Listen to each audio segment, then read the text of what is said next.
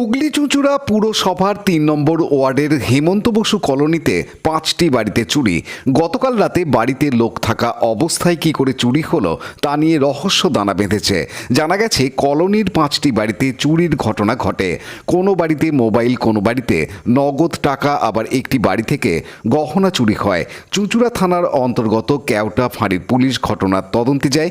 কলোনিতে সব বাড়ি ঘেঁষাঘেঁষি, সেখানে অবাধে চোর ঢুকলো, চুরি করলো, চলে গেল কি করে ভাবাচ্ছে পুলিশকে। এখান থেকে ছেলের মোবাইলটা নিয়েছে, মোবাইলটা পেয়েছে, মোবাইলটা নিয়ে চলে গেছে।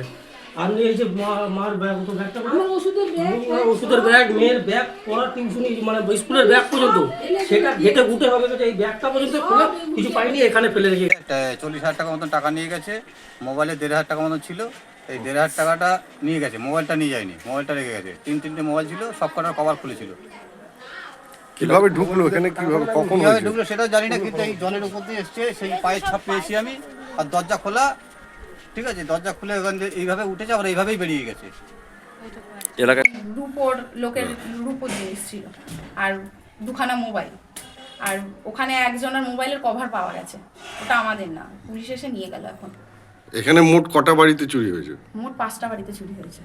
আপনার বাড়িতে কি কি নিয়ে? আমার বাড়িতে 2টো মোবাইল আর টুকটাক সোনার জিনিস আর রূপোর জিনিস ছিল। আর পাশের বাড়ি থেকে 40,000 টাকা গেছে। আর আশেপাশেও অনেক বাড়ি থেকে গেছে, 4-5টা বাড়ি থেকে। পুলিশ এসে কি বললো? পুলিশ এসে বললো যে নাম্বার নিয়ে গেল, পরে বড়বাবু এসে রাখবে বলেছে।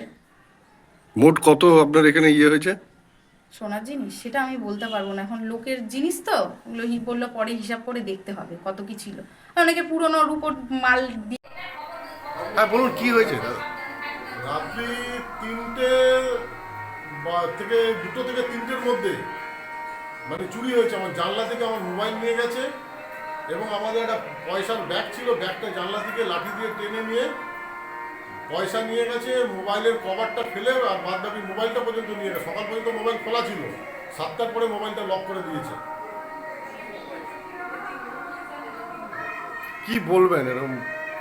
আমরা প্রশাসন বলবো যে আমরা যেন শান্তিতে বসবাস করতে পারি, তার জন্য একটু প্রশাসন যেন নজর দেয়। আর কিছু তো আমাদের বলার নেই, আমাদের নিরাপত্তা যেন ঠিকভাবে পাই। Bureau report, Hooghly TV.